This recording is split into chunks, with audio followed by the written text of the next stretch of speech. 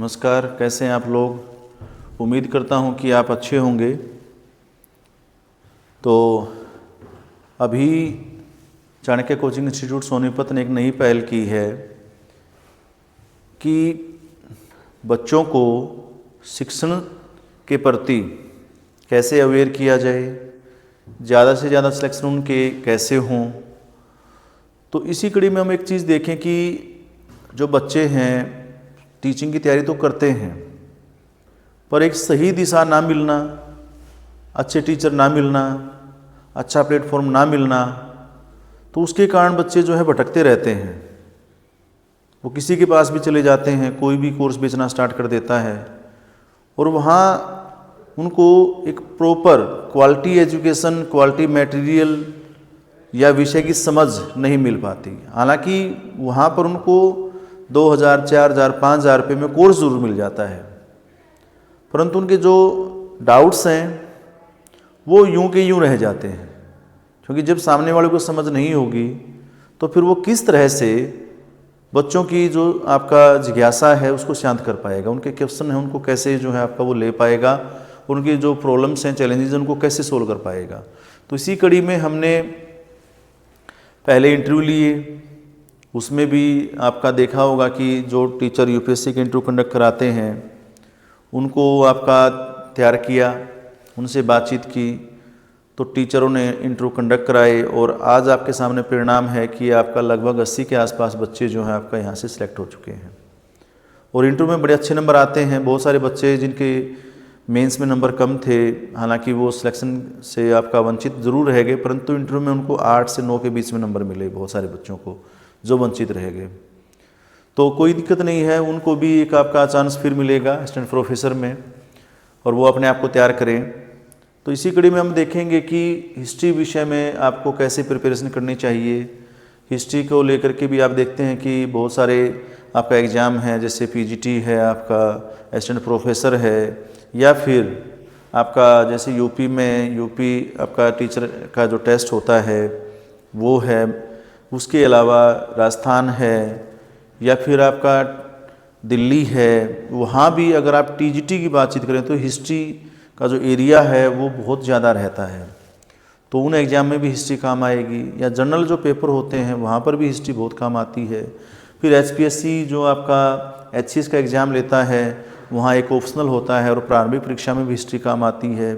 UPSC में भी खूब काम आती है। मुख्य परीक्षा में भी आपका जीएस के पेपर में पेपर 1 में आपका बहुत ज़्यादा एरिया कवर करती है। फिर एक ऑप्शनल भी होता है यूपीएससी में जिसमें पेपर 1 और पेपर 2 होते हैं 250 मार्क्स के, तो वहाँ भी बहुत ज़्यादा काम करती है। तो हिस्ट्री बहुत इम्पोर्टेंट सब्जेक्ट है कंपटीशन के एग्ज़ाम के लिए। तो इसलिए हमने देखा कि भाई क्यों ना हिस्ट्री को जो है प्रॉपर तरीके से आपका बताया जाए, अकॉर्डिंग टू सिलेबस बताई जाए। और अभी असिस्टेंट प्रोफेसर का एग्ज़ाम बिल्कुल सामने ही है, तो वो तैयार कराया जाए, प्रारंभिक परीक्षा और मुख्य परीक्षा, प्री और मेंस। तो इसलिए हमने ये आपका कोर्स स्टार्ट किया। हिस्ट्री के बाद जब हम करते हैं इतिहास, तो सबसे पहले हमारे माइंड में ये चीज़ आती है कि तथ्यों का अध्ययन होगा, तथ्यों का अध्ययन, कि तथ्य का वर्णन होगा।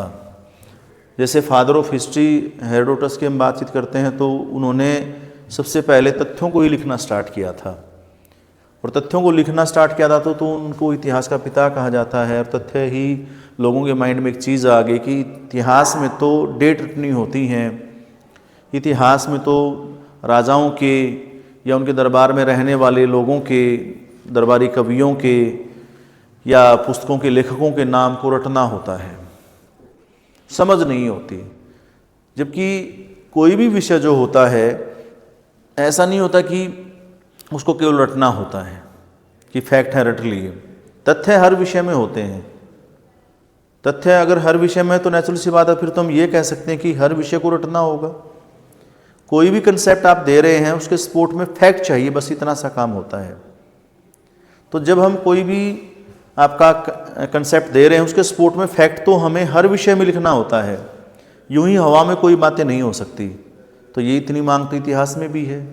तो इतिहास तथ्यों का जो है आपका बोझ नहीं है, तथ्य तो हर विषय में है, परंतु इतिहास में आपको या किसी भी विषय में तथ्य मैंने कहा आपको केवल वहाँ लिखना है जहाँ आप कोई कंसेप्ट दे रहे हो, जो कोई बातचीत कह रहे हैं, तो उसके सपोर्ट में आपको फैक्ट लिखना है। तो पहली बात तो तथ्यों का मात्र अध्ययन नहीं है, तथ्य है जरूर परंतु अकेला उनका अध्ययन नहीं है। दूसरी बात, हम इतिहास को फिर समझ के साथ आगे बढ़ें, इतिहास को समझें, समझने का प्रयास करना चाहिए। कोई भी घटना अपने आप नहीं होती, उसके बहुत सारे रीजन होते हैं। तो जैसे आप ये कहें कि इतिहास में फिर समझ कहाँ आती है, तो आप कोई भी टॉपिक उठा लीजिए। हम कहते हैं कि अशोक का धम्म, तो अशोक का जो धम्म था हमें उसकी डेट नहीं देखनी कि ये कब आया। पहले तो धम्म क्या है, सिंपल सी बात है, वो हमें बताना है। फिर धम्म क्यों लाया गया, उसका क्यों लाया गया, क्या रीज़न बताना है। फिर धम्म क्या जो लाने का जो उद्देश्य था, क्यों लाया गया, उसके उद्देश्य को हमें कवर करना है। और इसके लाभ क्या हुए, इसको कवर करना है। तो लाने के पीछे अगर कोई चीज़ राजा ला रहा है तो बहुत सिंपल सी बात है, समझने की बात है। राजा कोई भी चीज़ लेकर के आएगा तो सिंपल सी बात है, उसका उद्देश्य राजनीतिक ही होगा। भले ही हमें उसका उद्देश्य यहाँ देखने से नैतिक लग रहा हो, धार्मिक लग रहा हो, सामने देखने से चीज़ें नैतिक लग सकती हैं, परंतु जब हम उसका वास्तविक उद्देश्य देखेंगे तो वो राजनीतिक है। क्योंकि राजा है, राज चलाना है, सत्ता संभालनी है, लोगों पर शासन करना है। और शासन के दौरान अगर कोई विरोध करे, उस विरोध को दबाना है। तो अगर आप विरोध दबाना चाहते हो तो विरोध दबाने के कई तरीके हैं। अगर आप सीधी तलवार लेकर के विरोध दबाओगे तो और लोग भी जो है आपके विरोध में खड़े हो जाएंगे। कितना विरोध दबाओगे। तो हिंसा का जवाब हमेशा ही प्रतिहिंसा होती है। और अगर आप उनको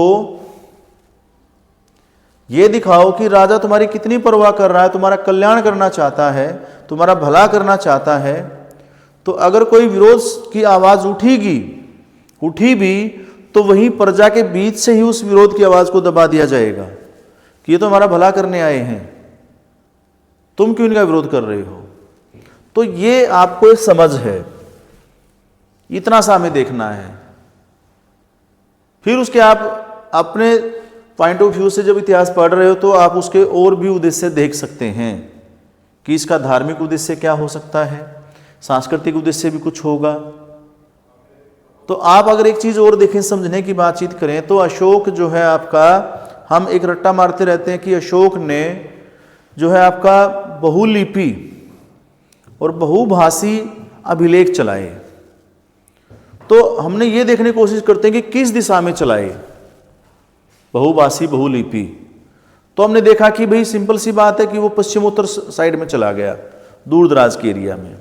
तो नेचुरल सी बात है कि बहुत दूर चले जाते हैं तो हमारी भाषा, हमारी लिपि, हमारी संस्कृति में बदलाव आना स्टार्ट हो जाता है। जहाँ राजा जिस जगह शासन करता है, मान लीजिए राजा यहाँ सेंटर में शासन करता है और ये जो क्षेत्र हैं, इन क्षेत्रों में नेचुरल सी बात है कि यहाँ की संस्कृति, भाषा और लिपि, यहाँ की संस्कृति, भाषा और लिपि वो अलग होगी। अगर राजा कहेगा कि मेरी ही संस्कृति, मेरी ही भाषा, मेरी ही लिपि तुम्हारे ऊपर थोप दी जाए, तो नेचुरल सी बात है कि राजा का विरोध होगा। अब बात यह है कि अशोक इस बात को समझता था, राजा को राज करना है, राजतंत्र है, राजा को राज चाहिए। राजा कभी भी ये नहीं चाहता कि वो इनके ऊपर दबाव डाल करके इनके व्यक्तिगत मामलों में हस्तक्षेप करे, इनके व्यक्तिगत मामलों में आए। और जब राजा इतना व्यवहारिक है तो इसलिए वो इस क्षेत्र के लिए, दूर दराज के क्षेत्रों के लिए, इन्हीं की जो भाषा है, इन्हीं की जो लिपि है, इन्हीं की जो संस्कृति है, उसी में अपने अभिलेख भी लिखवा देता है। जैसे आज हम कहते हैं कि दक्षिण में अगर ये कहें कि हिंदी थोप दी जाएगी, तो व्यवहारिक शासक वो है ये कहे कि भाई हिंदी आपका पढ़ने का मन है तो पढ़िए, थोपने की जरूरत नहीं है, थोपने की जरूरत नहीं है। तो आप अपनी जो स्थानीय भाषा है, वहाँ की जो क्षेत्रीय भाषा है, जैसे हम कहें कि तमिलनाडु में तमिल है तो तमिल में आप पढ़िए, तमिल को प्रमुखता दीजिए, तेलुगु को प्रमुखता दीजिए। तो ये आप कह सकते हैं अगर आप व्यवहारिक शासक हैं तो। और अव्यावहारिक हैं तो क्या कहेंगे कि नहीं, हम अपनी ही भाषा लागू करेंगे, तब विरोध पैदा होगा और बहुत सारी एनर्जी आपके उस विरोध को दबाने में समाप्त हो जाएगी। तो ये समझने की बातें हैं। तो ये जो है आपका हम आपको कवर करेंगे।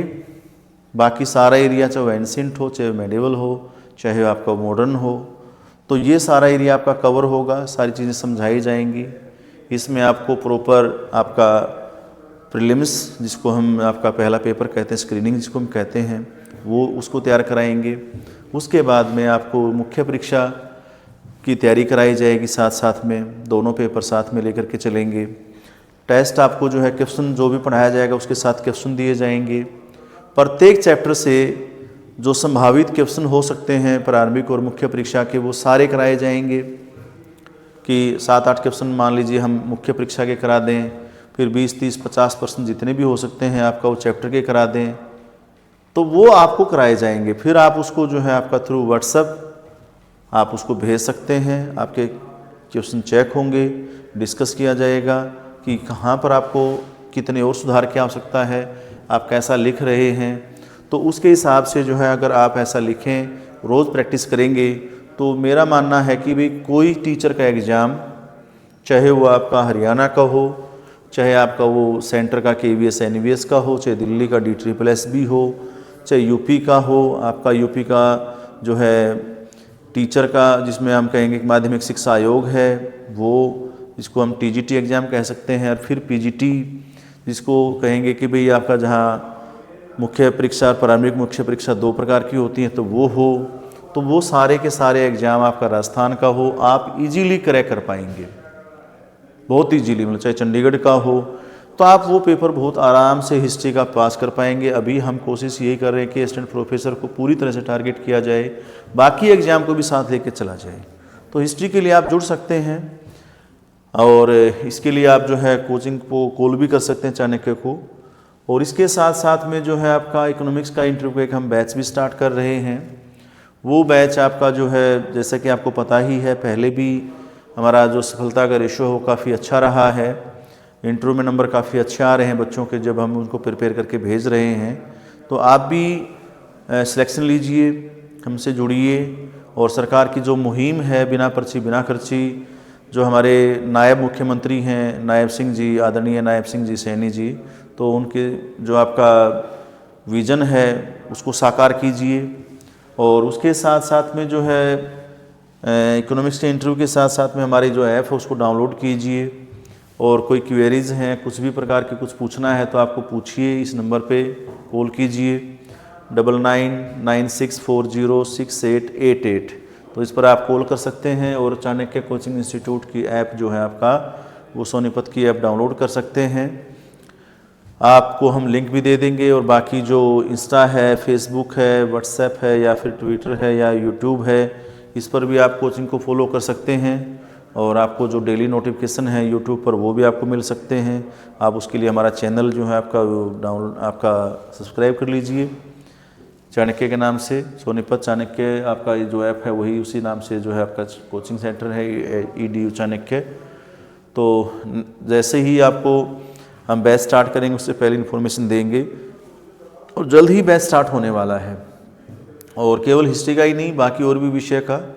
यहाँ कोशिश ये रहेगी कि भी पूरी तरह से प्योरली एक टीचिंग आपका प्लेटफॉर्म आपको उपलब्ध कराया जाए। हाईली क्वालिफाइड जो UPSC का एग्ज़ाम लिख चुके हैं, इंटरव्यू तक जा चुके हैं, उन टीचरों से आपको पढ़वाया जाए।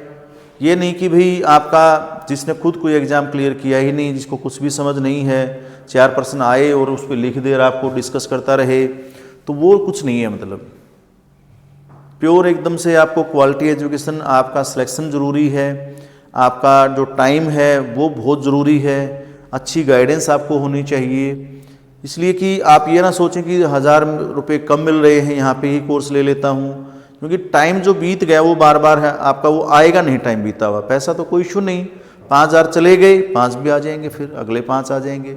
और अगर आप सेलेक्ट हो गए तो फिर वो जो आपका 1 लाख रुपये के आसपास सैलरी होती है उसका जो आनंद आप बहुत पहले ले सकते हैं।